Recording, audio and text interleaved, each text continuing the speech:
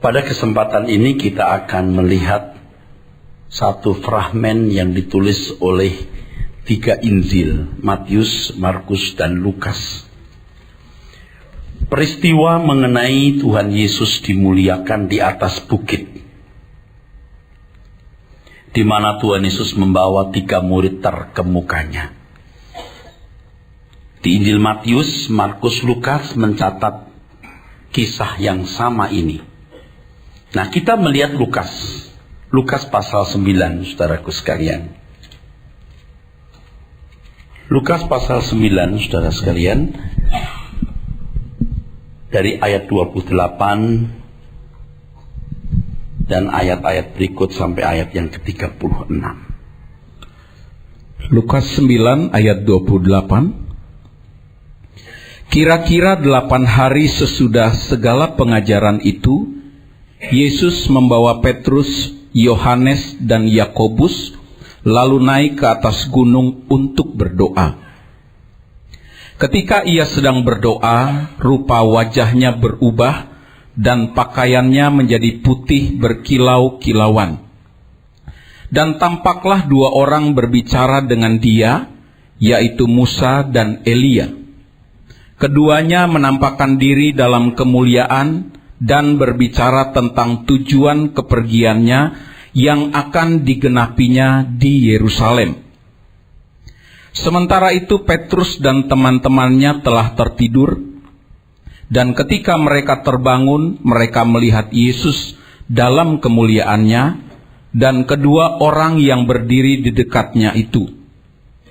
Dan ketika kedua orang itu hendak meninggalkan Yesus, Petrus berkata kepadanya, "Guru, betapa bahagianya kami berada di tempat ini.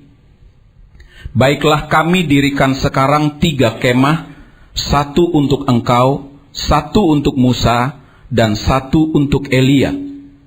Tetapi Petrus tidak tahu apa yang dikatakannya itu. Sementara ia berkata demikian, datanglah awan menaungi mereka. Dan ketika mereka masuk ke dalam awan itu, takutlah mereka. Maka terdengarlah suara dari dalam awan itu yang berkata, "Inilah anakku yang kupilih, dengarkanlah dia." Ketika suara itu terdengar, nampaklah Yesus tinggal seorang diri. Dan murid-murid itu merahasiakannya, dan pada masa itu mereka tidak menceritakan kepada siapapun apa yang telah mereka lihat itu. Di Injil Matius dan Markus, Tuhan melarang keras mereka menceritakan peristiwa itu kepada orang lain. Pernahkah saudara berpikir, mengapa mereka tahu itu Elia dan Musa? Tentu pada waktu itu belum ada foto, belum ada dokumen yang membuat mereka bisa mengenali bahwa itu Musa dan Elia. Saudara, susah dijawab pertanyaan itu. Tetapi saya ingatkan bahwa ada 3 manusia yang tidak pernah mati dikubur. Henok, Musa, dan Elia. Sedangkan Henok itu belum termasuk orang Yahudi. Yang termasuk orang Yahudi itu Musa dan Elia. Dan orang-orang Yahudi yakin bahwa 2 sosok ini tidak pernah dikubur, tidak pernah masuk ke dalam alam maut. Nah, saudaraku sekalian, kisah ini sudah jelas tadi kita baca bersama, di mana di atas gunung Tuhan Yesus berubah rupa di depan mata mereka, wajahnya bercahaya seperti matahari dan pakaiannya menjadi putih bersinar seperti terang. Begitulah Injil Matius menulis, nampak pula kepada mereka Musa dan Elia sedang berbicara dengan dia. Lalu terdengar suara, "Ini anakku yang kupilih." Dalam Injil Matius, anak yang kukasihi, kepadanya lah, ya, aku berkenan atau dengarkanlah akan dia. Ini adalah suatu peristiwa yang dahsyat, tetapi mengapa Tuhan Yesus melarang murid-muridnya menyaksikan hal itu kepada orang lain? Mengapa Tuhan melarang murid-muridnya menyaksikan itu kepada orang lain sampai nanti setelah Tuhan Yesus dibangkitkan? Jadi boleh cerita setelah Tuhan Yesus dibangkitkan. Ini cukup membingungkan, saudara. Ini cukup membingungkan. Mengapa Tuhan melarang mereka menyaksikan apa yang mereka alami? Mengapa peristiwa itu harus dirahasiakan? Saudaraku sekalian, bukankah peristiwa itu peristiwa yang sangat besar? Sebab bagi orang Yahudi, Musa adalah tokoh penting yang sulit ditemukan kesejajarannya. Kalau Abraham bapak orang percaya, nenek moyang orang Yahudi, tetapi Musa itu guru orang Yahudi. Musa adalah juru syafaat bangsa itu ketika Allah mau meninggalkan bangsa Israel ke dalam perjalanan dari Mesir ke Kanaan. Musa yang tampil sebagai syafaat dan rela namanya dihapus dari kitab kehidupan. Musa, kepercayaan Tuhan yang menerima 10 perintah Tuhan dan Taurat. Dan Musalah yang menyatakan bahwa suatu hari nanti akan datang nabi yang menyampaikan pesan kepada mereka. Itu Kisah Rasul 3 ayat 22. Musa guru bangsa Yahudi. Jadi ini orang terkemuka. Sedangkan Elia adalah nabi yang sudah dinubuatkan akan mempersiapkan jalan bagi Tuhan.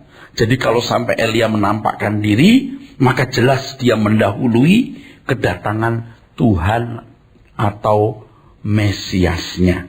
Itu di Matius 17 ayat yang ke-10 dan beberapa ayat lain.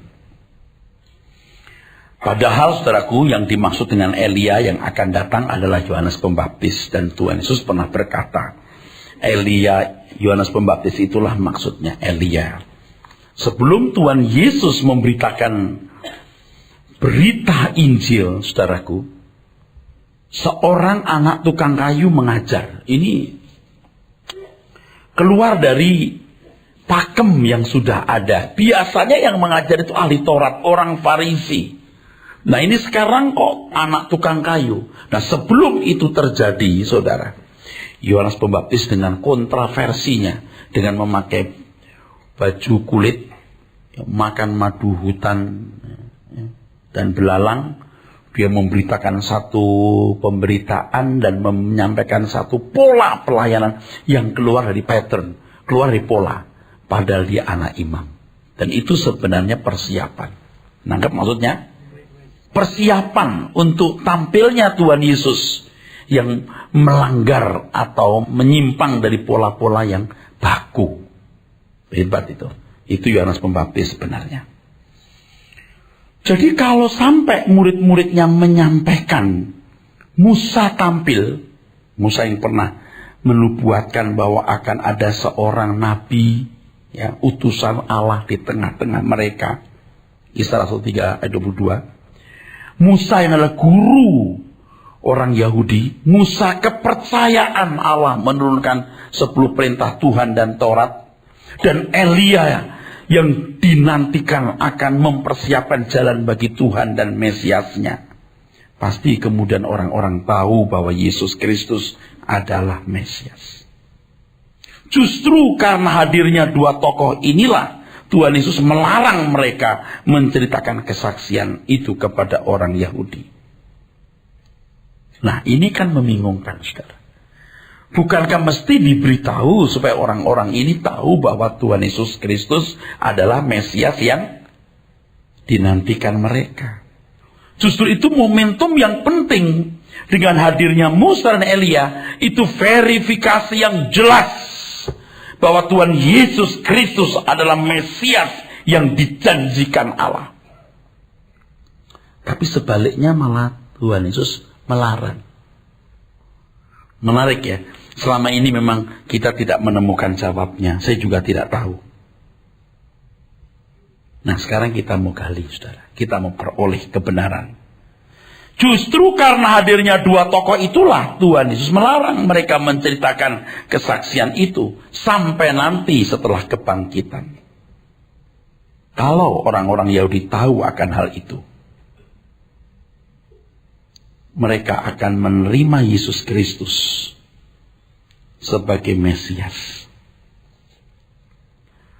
Ya, mereka akan pasti tanpa pikir panjang menyambut Yesus sebagai Mesias. Dengan hal ini maka proses penyaliban tidak bisa berlangsung dengan adil dan fair. Bahkan kemungkinan besar orang-orang Yahudi tidak akan menyalibkan Tuhan Yesus. Mereka akan menerima Yesus sebagai Mesias mereka, menerima Yesus sebagai Raja mereka, seturut dengan keinginan Tuhan Yesus tanpa membantah sama sekali. Nah, sudah bayangkan kalau Petrus, Yohanes berkata, kami sudah melihat Musa dan Elia tampil, membuktikan ini benar-benar Mesias. Lalu mereka berkata, ini yang kami tunggu-tunggu.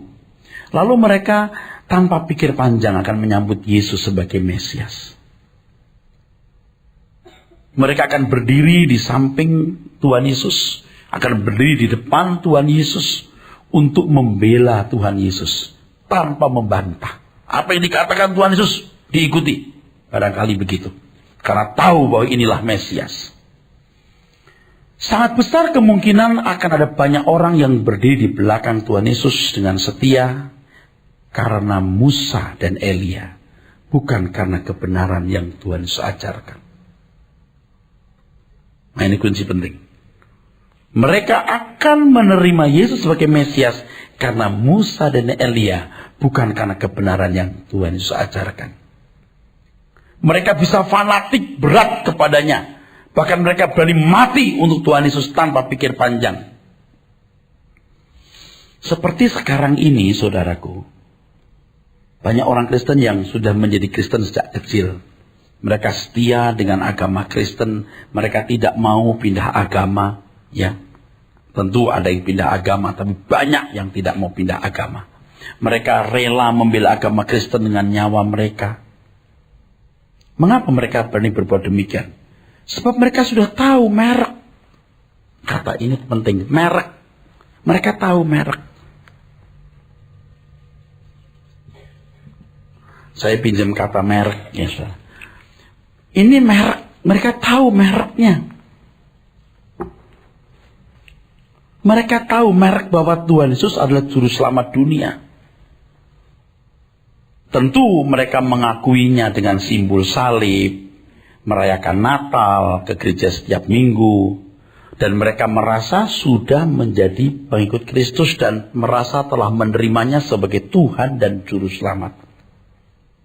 Nah, kekristenan seperti ini adalah kekristenan agamani yang belum menyelamatkan. Mereka harus segera mengenal keselamatan secara benar agar karya salib Yesus tidak sia-sia. Oke, harus dengan pikiran cerdas dan teduh, pikiran yang cerdas dan tenang, saudara menangkap apa yang saya sampaikan ini. Jadi kalau orang-orang Yahudi tahu bahwa Tuhan Yesus telah bertemu dengan Musa dan Elia, Musa dan Elia itu verifikasi bahwa dia Mesias. Itu jadi merek. Sama dengan orang-orang Kristen hari ini yang jadi Kristen sejak kecil, tahu Yesus juru selamat. Kenapa? Yaitu merek yang sudah di merek. Anda tahu nggak? Kadang-kadang orang beli barang bukan karena itu bagus tidak bagus. Orang bilang itu bagus, kita ikut mengatakan bagus. Orang tua bilang ini bagus, kita ikut bagus. Masih bersama saya? Nah, saudara sekalian, di sini yang penting bukan mengenal bahwa dia Mesias dari merek luarnya, atau sebutan, atau penampilan luarnya, atau demonstrasi kuasa mujizatnya, sama. Tetapi memahami semua yang diajarkannya, mengenal dirinya dengan benar, sebab dengan itu memahami proses, mekanisme, dan isi keselamatan yang diperjuangkannya. Bapak Ibu bisa mengerti nggak orang-orang Yahudi pada waktu itu kan punya konsep Mesias sudah salah, dan itu sering saya kemukakan. Bahwa Mesias yang mereka gambarkan itu adalah seorang pahlawan seperti Daud, ya, dengan keperkasaan fisik dan ajaib bisa menjatuhkan Goliat. Biar kecil Goliat bisa jatuh, gitu. Nah sekarang biar kecil Roma bisa kalah. Ini konsep yang mereka telah miliki, saudaraku. Bisa saja, saudara, mereka menerima Yesus sebagai Tuhan atau sebagai Mesias karena melihat apa? Musa dan Elia, karena merek itu. Tetapi itu tidak membuat mereka mengenal dengan benar proses, mekanisme, dan isi keselamatan yang diperjuangkan dia. Dari pemahaman tersebut, seseorang mendapat pembuktian bahwa Yesus Kristus adalah Tuhan dan Juru Selamat. Jadi dengan mengenal kebenaran, kita akan punya keyakinan dalam batin, iman yang murni bahwa dia Tuhan dan Juru Selamat. Bukan karena orang tua, bukan karena tetangga, bukan karena pasangan hidup, bukan karena saya Kristen, tapi saya menemukan kebenaran di dalam batin yang membuktikan dia Allah yang benar. Kalau mereka menerima Tuhan Yesus sebagai Mesias, tapi tidak mengerti proses, mekanisme, dan isi keselamatan yang Tuhan Yesus ajarkan, itu sia-sia. Itu bukan percaya dan penerimaan yang Tuhan kehendaki. Aku percaya kepadamu Tuhan Yesus, aku menerima engkau Tuhan Yesus. Tapi gimana? Kenapa kamu terima aku? Kenapa kau percaya padaku? Nggak tahu ya. Pokoknya saya percaya. Nah ini yang tidak boleh terjadi, saudaraku. Itulah sebabnya selama 3,5 tahun Tuhan Yesus mengajar orang-orang memahami kebenaran dan mengerti bahasanya. Mengerti bahasanya. Kenapa kamu mau bunuh aku? Karena kamu tidak mengerti bahasaku. Itu kan? Orang-orang yang dari bumi berbicara hal-hal yang dari bumi. Tapi aku dari atas berbicara hal-hal yang di atas. Kamu tidak mengerti bahasaku. Jadi kamu mau bunuh aku. Nah jadi sebenarnya Tuhan Yesus mengajar di Palestina. Ia belum berterus terang bahwa dirinya adalah Mesias yang dijanjikan Allah bagi bangsa Israel. Dia nggak terus terang itu. Sebab Tuhan harus punya waktu untuk mengajarkan kebenaran. Lalu satu aspek lagi yang sangat penting yang belum saya jelaskan. Sebab Yesus harus mati dulu. Yesus harus mati dulu. Kan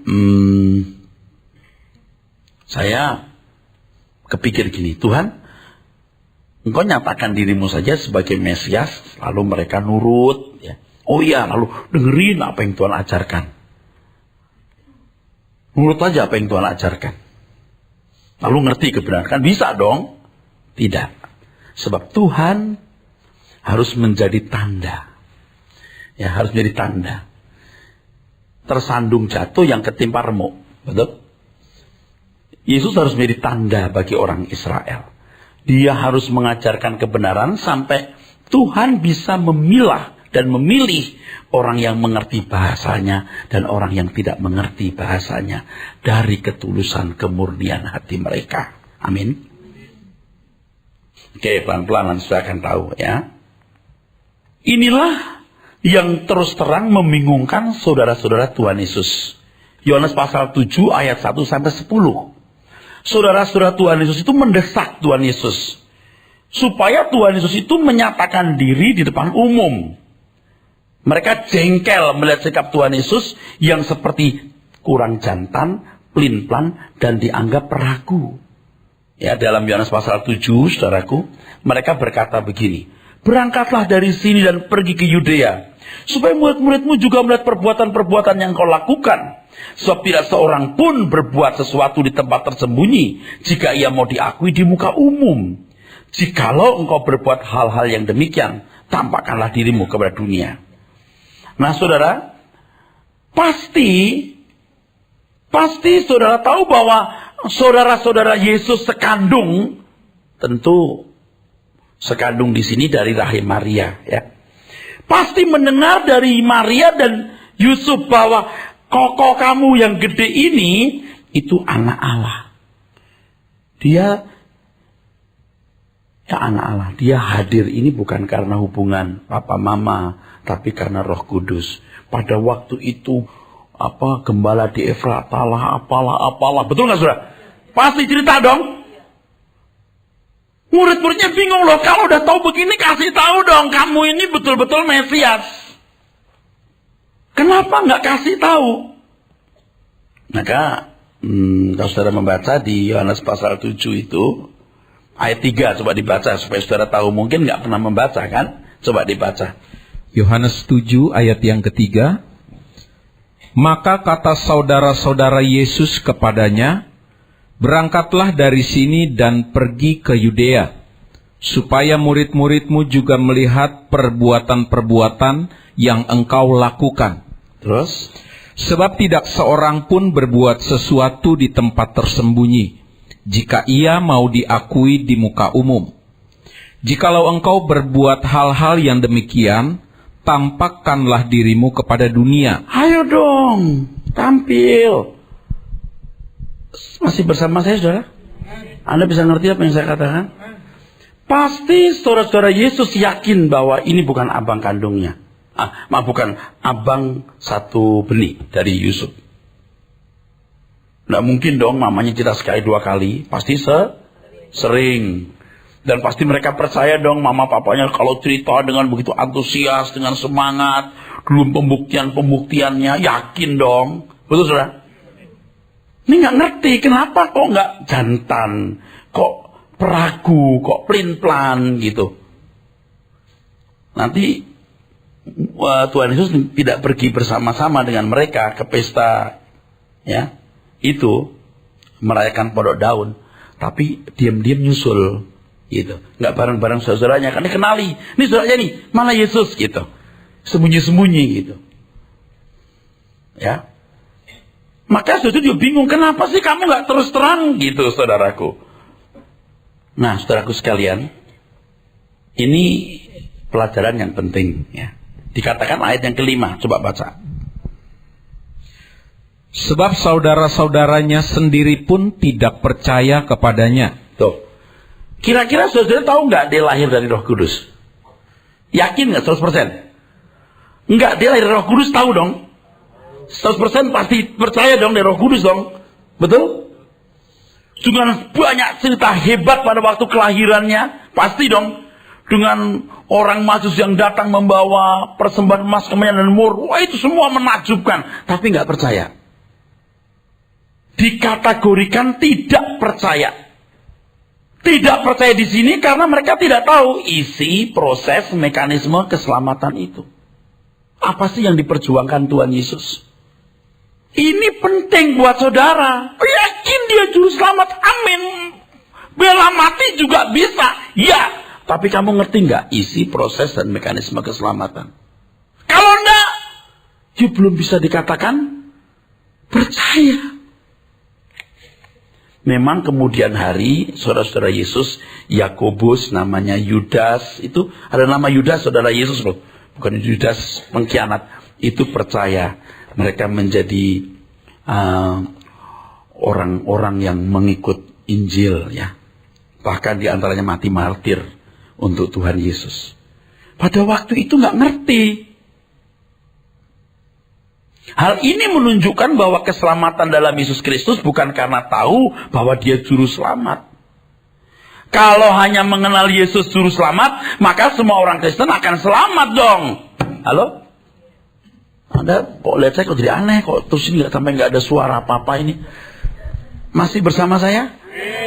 Kalau hanya tahu dia juru selamat lalu percaya, semua orang Kristen selamat. Tapi kalau kita baca Alkitab, jangankan orang Kristen sudah mengusir setan, mengadakan banyak mujizat, bernubuat, tidak dikenal. Saudara akan melihat di sini betapa cerdas iblis atau betapa dahsyat iblis menipu banyak orang Kristen. Ngerti nggak kamu proses keselamatan itu? Ngerti nggak mekanismenya? Ngerti nggak isi keselamatan itu? Tahu. Kuasa Tuhan tahu. Tapi proses keselamatan, mekanisme isinya, tahu nggak? Kalau nggak tahu, nggak mungkin selamat. Dia tidak masuk dalam proses itu. Dan bayangkan kalau sampai seorang pendeta, seorang hamba Tuhan, keluarganya, pengerjanya tidak kenal proses ini. Bisa nggak, saudara? Sangat bisa. Oh, bapak saya majelis, bapak saya pendeta. Lalu Anda mengerti keselamatan? Belum tentu.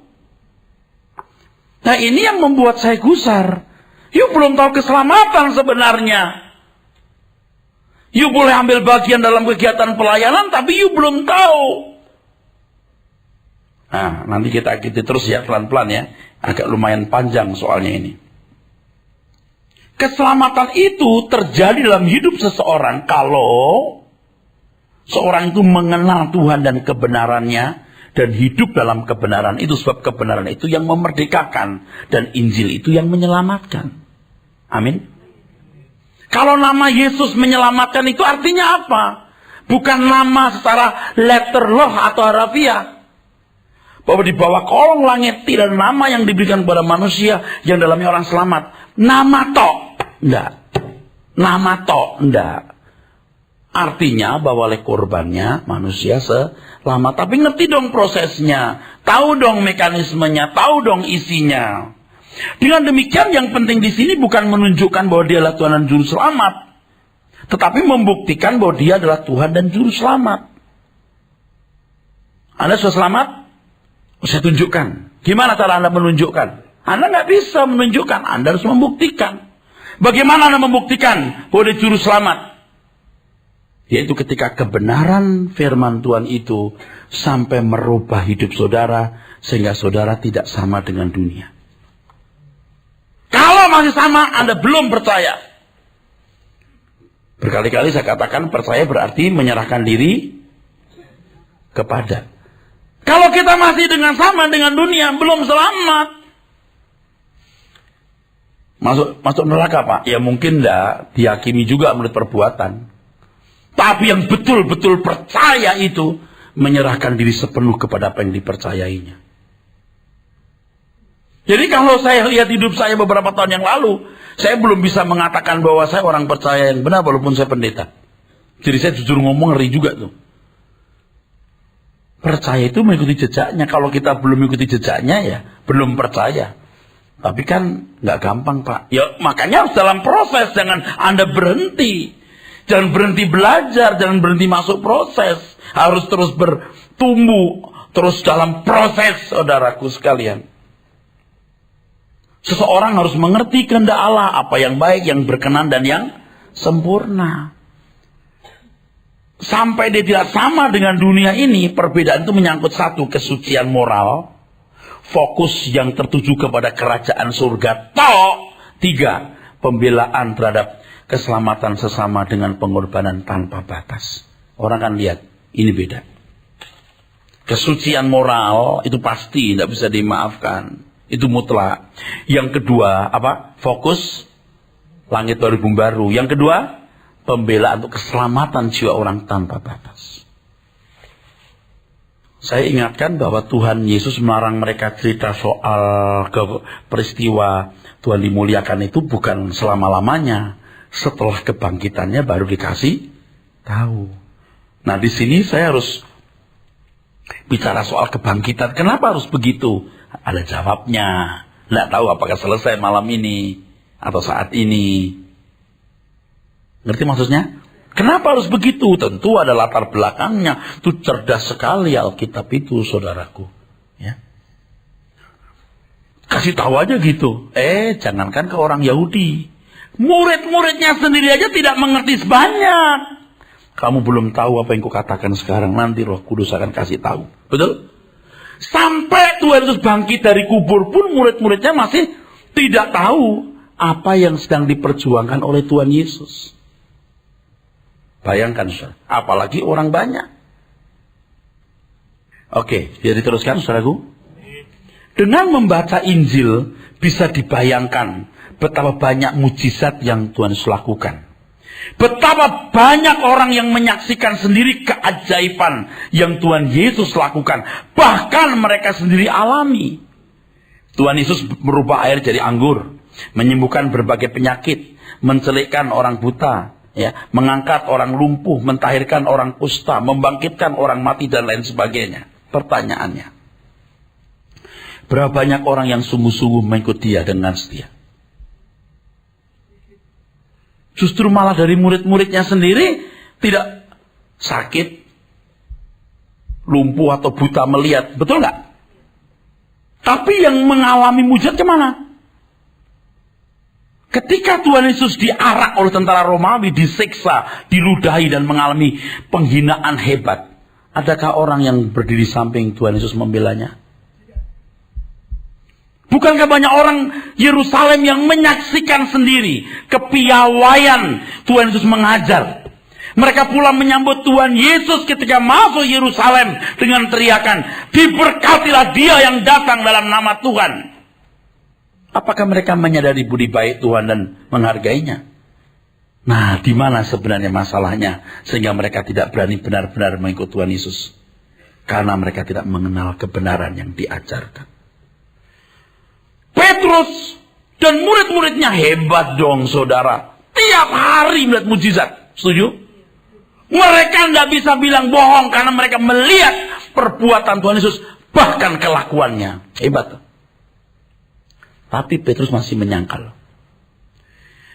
Mereka semua terbirit-birit lari loh, saudaraku. Semua mereka terbirit-birit lari.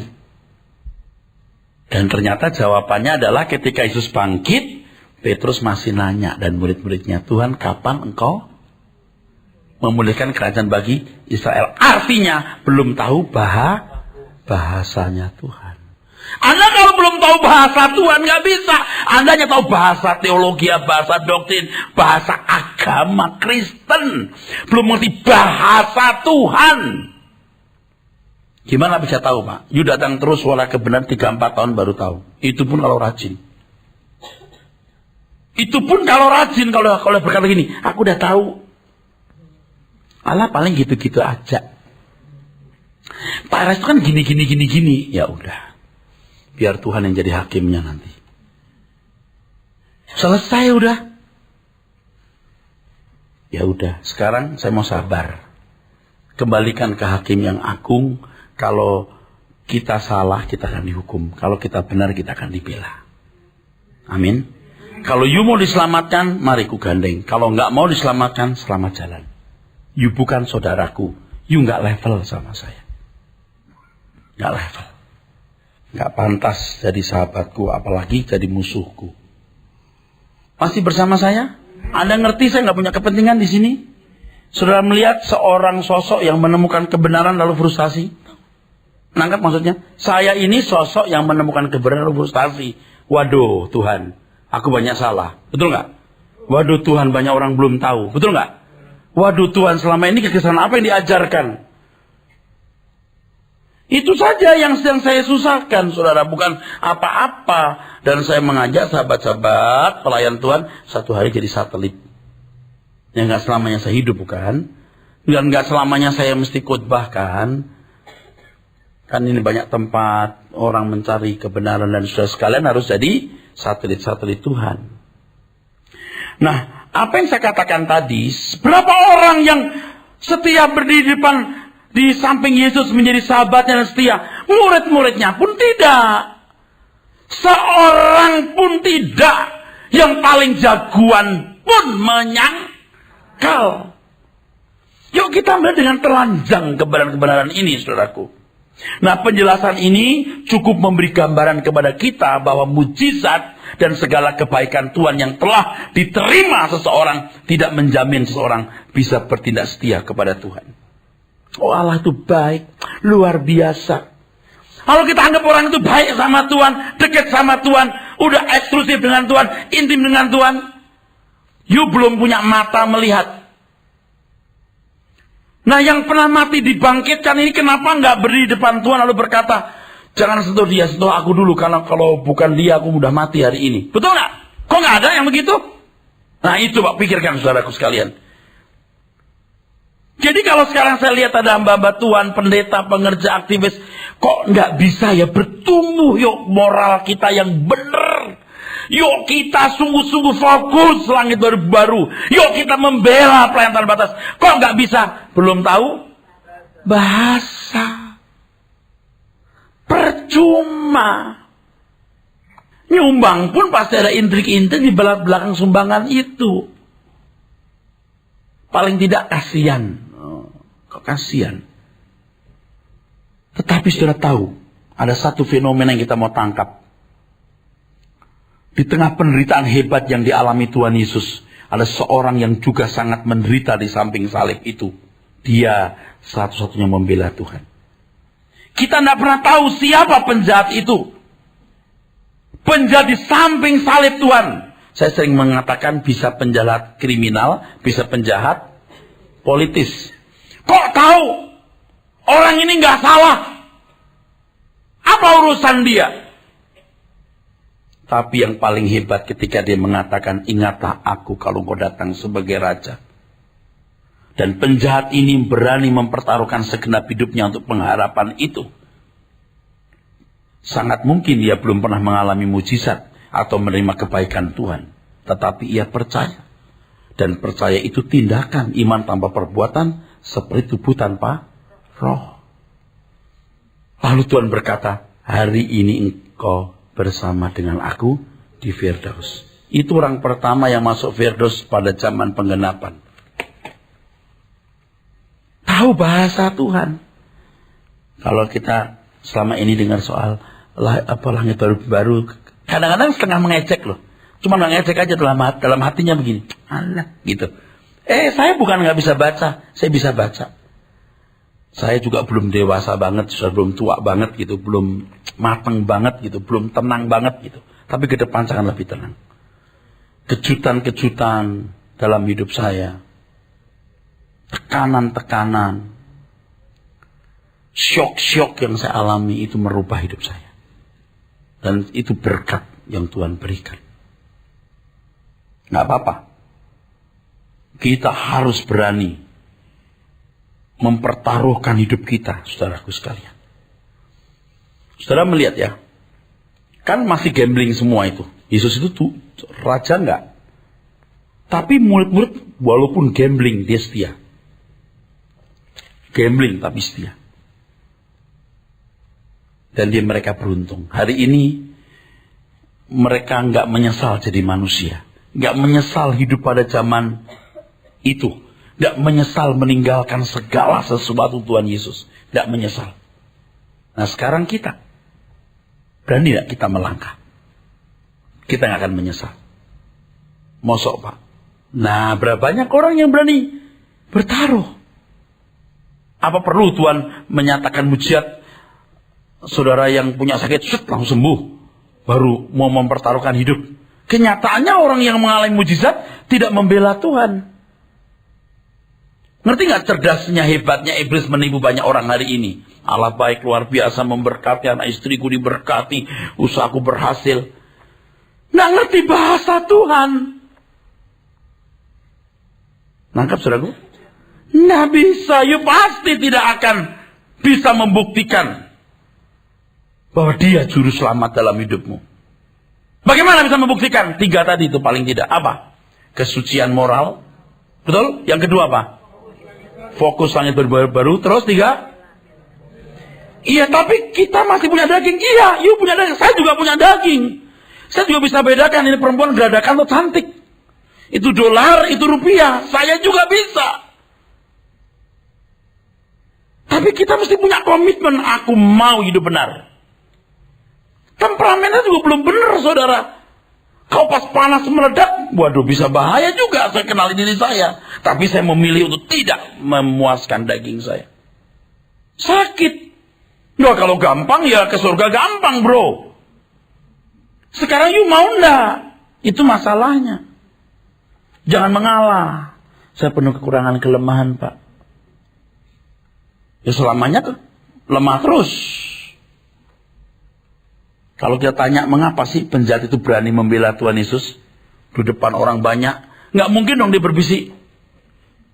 Ini kan rame, jaraknya bisa 5-10 meter tuh nggak? Hei, orang ini tidak salah. Nggak mungkin bilang. Nggak mungkin. Dia akan ngomong didengar banyak orang. Bisa ditabokin orang banyak dia. Sementara tokoh-tokoh agama, sementara khalayak berkata, salibkan dia. Jangan-jangan orang yang pernah mengalami mujizat atau paling tidak melihat mujizat ikut berkata, salibkan dia. Jangan-jangan orang yang pernah berkata, diberkatilah engkau yang datang dalam nama Tuhan. Orang Yerusalem berkata, salibkan dia. Bukan tidak mungkin orang yang tadinya berkata, Hosana, menjadi orang yang mengatakan, salibkan dia. Betul? Ya iya dong. Ini penjahat berhadapan dengan banyak orang. Orang ini tidak salah. Berarti gini, lu orang salah. Betul nggak? Kok berani bela begitu? Jawabnya gampang. Dia tahu bahasa Tuhan. Salah satu ciri tadi, ingat aku kalau mau datang sebagai raja. Fokus langit baru.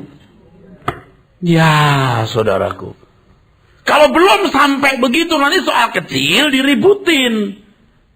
Belum punya kendaraan lah, belum kawin lah, belum apa. Ya enggak saudaraku. Paham nggak maksudnya? Soal kecil nanti marah.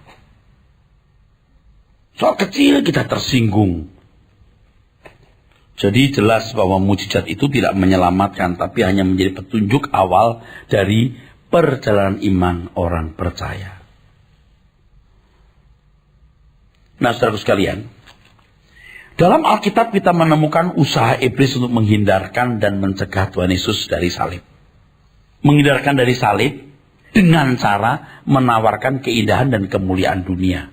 Di Lukas 4, 5-8 kita tahu iblis menawarkan kemuliaan dunia. Betul nggak? Kalau Yesus iblis menawarkan kemuliaan dunia. Kalau Yesus mau menyembah diberikan kepadanya. Betul? Iblis pakai nama Allah juga pernah mencegah Tuhan Yesus ke Yerusalem, lihat Petrus. Betul? Beberapa kali Tuhan Yesus diangkat jadi raja oleh orang-orang Yahudi. Iblis menjanjikan hidup tanpa penderitaan di bumi. Iblis itu mencegah. Nah, Tuhan Yesus juga cerdas. Jangan sampai kalau dia secara bluffing, vulgar memberitahu aku ini Mesias, bahaya. Aku tidak ngerti jelasinnya gimana, tapi saya ngomong. Jadi saudara, kalau ini ada 100 ya. 100 kebenaran yang harus disampaikan. Dan dengan 100 ini orang menerima Yesus sebagai Mesias. Tuhan gak memberikan 100-100-nya selain 3,5 tahun. Saya pernah nanya begini dalam hati saya. Kenapa Tuhan cuma 3,5 tahun? Kenapa gak 35 tahun? Jadi banyaklah Injil yang kita dengar. Paham maksudnya? Coba kalau ditanya, kenapa Tuhan cuma 3,5 tahun? Jawabnya susah loh. Tapi sekarang saya mendekati. Kalau saya nggak bilang akurat, oke, mendekati. 3,5 tahun. Karena Tuhan nggak perlu kasih 100. Dia cukup kasih 30 saja. 30 cukup jadi bekal untuk orang-orang mengembangkan kebenaran itu kebenari. Karena ada Roh Kudus. Kamu belum tahu semua yang kukatakan, nanti Roh Kudus akan kasih tahu. Sebab Tuhan harus membuat timbangan. Kalau dikasih 50 orang tahu dia Mesias, bisa nggak disalib dia. Padahal ada rule of the game. Saya udah menulis buku rule of the game. Selain saya nulis beberapa buku soal rule of the game. Ada rule of the game. Jadi, ayo. Waduh, bagus sekali itu tulisan itu. Jadi, Bapak di surga dan iblis itu seperti bertaruh. Nah, ini anakku yang tunggal nih. Ayo. Kalau kalah, segala kuasa di surga di bumi dalam tanganmu. Tapi kalau kamu kalah, dia yang jadi bintang timur. Hilal bin Sakar. Tuhan Yesus berkata, akulah bintang timur yang gilang gemilang. Padahal bintang timur itu namanya Lucifer sebelumnya. Waduh, luar biasa saudara. Luar biasa kebenaran itu. Nah, oke, nanti kalau sempat singgung di sini. Tuhan memberikan hanya 30. Atau cuma 20, atau cuma 15, tapi bisa dikembangkan, Roh Kudus akan membuka. Tuhan itu bisa menunjukkan kesaktiannya luar biasa ketika dia dihina, disuruh malaikat kasih dia koreng, langsung berkoreng dia. Enggak. 3,5 tahun cukup dengan 30 kebenaran yang disampaikan. Karena Tadi kan saya sempat sebutkan, tapi Anda mungkin nggak ngeh. Proses penyalipan itu harus berjalan dengan baik. Masih bersama saya, saudara? Hebat banget loh. Nggak ada jawaban yang lebih logis dari ini. Percaya deh, saya sudah menggali kemana-kemana. Nggak ada yang lebih logis dari ini. Kenapa 3,5 tahun? Cukup itu. Sebab yang penting harus menyelesaikan kematiannya di kayu salib. Bukan kehendakku yang jadi Bapa, kehendakmu lah. Itu filosofinya. Makananku melakukan kehendak Bapa dan menyelesaikan pekerjaan.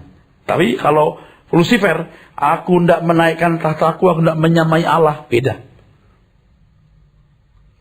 Dan Tuhan Yesus menyelesaikan bahwa dia berbeda dengan kunyuk satu itu. Makanya Tuhan buat imbangan. Anda kalau membaca Alkitab juga ketika Tuhan membangkitkan orang mati, Tuhan juga berkata, jangan bilang-bilang. Betul? Loh gimana? Tapi janda Nain di depan umum dia menyembuhkan. Tuhan mesti menakar itu. Pas. Pernah sudah tahu murid-murid Yesus minta supaya api diturunkan? Membakar orang-orang Samaria? Tuhan bilang jangan. Kalau Tuhan dulu bisa nggak? Kalau orang tahu, wah ini jagoan, langsung disembah. Ini di Mesias dah, kita nurut saja apa yang Tuhan mau katakan, nurut saja. Nggak bisa, aku harus mati dulu. Itu takaran yang harus ditampilkan Tuhan harus pas betul. Anda masih bersama saya nggak? Saya sulit menjelaskan nih. Dan ini jawaban yang paling logis kok. Kematian Tuhan Yesus di kayu salib dalam ketaatan kepada Bapa di surga adalah kemuliaan yang sangat mengerikan bagi Lucifer. Karena dengan hal itu hukumannya ditentukan. Hukuman atas Lucifer ditentukan. Dengan cara itulah Tuhan Yesus dipermuliakan. Kemuliaan yang diingini oleh Lucifer yang memang sejak semula mengingini tahta Bapa itu nggak kesampaian. Itulah kemuliaan yang Tuhan Yesus dapatkan. Ada semacam rule of the game dalam pergulatan antara kerajaan terang dan kerajaan kegelapan. Kalau ada yang bisa melakukan kehendak Bapa dengan sempurna, berarti Lucifer kalah dan harus dihukum. Tetapi kalau tidak ada, maka Lucifer beroleh kemenangan. Ia akan menguasai jagat raya, manusia, dan Yesus sendiri akan di bawah kaki Lucifer. Kalau ada yang bisa melakukan kehendak Bapa dengan sempurna, berarti Lucifer kalah dan harus dihukum. Tetapi kalau tidak ada, maka Lucifer beroleh kemenangan. Ia akan menguasai jagat raya, manusia, dan Yesus sendiri. Nah, di sini Tuhan Yesus sebagai Adam yang terakhir menjadi jagonya. Kalau Tuhan Yesus gagal, maka tidak bisa dibayangkan betapa rusaknya jagat raya ini. Bisa surga dan bumi dalam kekuasaan Lucifer. Ia akan jadi bintang timur yang gilang gemilang, artinya akan menerima kekuasaan baik di surga maupun di bumi. Jadi rupanya kata bintang timur itu bicara soal kekuasaan. Setelah saya menggalinya baru, pantesan. Nah di sini saya mulai menduga bahwa Lucifer itu diciptakan itu untuk menerima kekuasaan. Tapi dia gagal, dia memberontak. Tuhan Yesuslah yang kemudian berkata, akulah bintang timur yang gilang gemilang, dan berkata siapa yang menang tuh berikan bintang timur. Tuh. Halo, masih bersama saya? Anda kalau jadi Tuhan Yesus, kita kesel loh, dihina-hina gitu. Kamu gak ngerti, aku ini anak Allah, tahu gak? Gitu ya. Nggak dijaga gitu, direndah hati ya. Luar biasa ya, supaya proses ini jangan sampai gagal gitu. Waktu ditanya-tanya sama Herodes gitu, dia diem aja gitu. Ditanya imam, dia diem. Tapi ditanya Pilatus, dia jawab. Itu semua kecerdasan yang luar biasa untuk menakar takaran yang pas supaya proses keselamatan berlangsung dengan baik dan berhasil. Jadi di Wahyu 22:16, akulah bintang timur yang gilang gemilang. Siapa yang terlalu dikatakan di dalam Wahyu, juga dikatakan barang siapa menang, kuberikan bintang timur. Rupanya bintang timur itu kekuasaan. Jadi ini agak vulgar, tapi saya mau beritahu, Allah Bapa itu punya anak itu yang pertama anak tunggal. Saya nggak bisa jelaskan lengkap di sini. Yang kedua Lucifer. Yang ketiga Adam. Adam itu raja loh. Kalau manusia tidak jatuh dalam dosa, Adam jadi raja. Semua mencontoh perbuatannya. Dia jadi role modelnya. Nah, Lucifer ini memberontak. Dia menjatuhkan juga Adam. Adam terakhir mengalahkan Lucifer untuk menyelamatkan saudara-saudaranya. Ini kalimat ini gak sekarang sendiri, saudara. Untuk saudara-saudaranya. Kita bukan Allah, tapi kita keturunan Allah. Kisah Rasul yang mengatakan, kita ini keturunan Allah. Yakub anak Ishak, Ishak anak Abraham, Abraham anak Terah, terus akhirnya Adam anak Allah. Kok takut ya kita nyebut keturunan Allah ya? Kita bukan Allah, tapi kita keturunan Allah. Oke. Kalau Tuhan Yesus bisa dicegah atau dihindarkan dari kematian salib dalam ketaatan kepada Bapa di surga, dihindarkan. Yesus bisa mati di salib juga bisa, tapi tidak dalam ketaatan, bisa juga.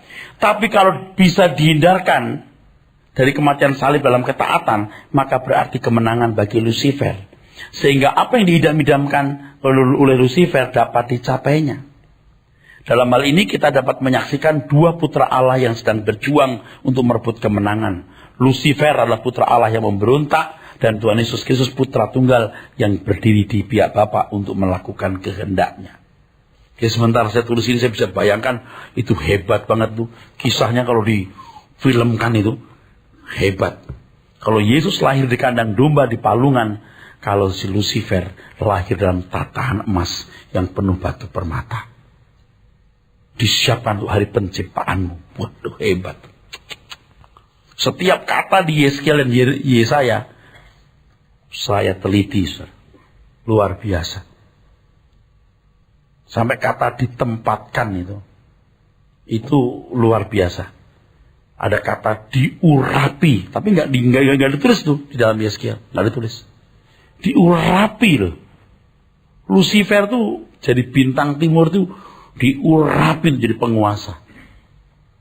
Jadi jangan hilang kalau Mikael pun tidak berani melawan dia, tidak berani. Ya.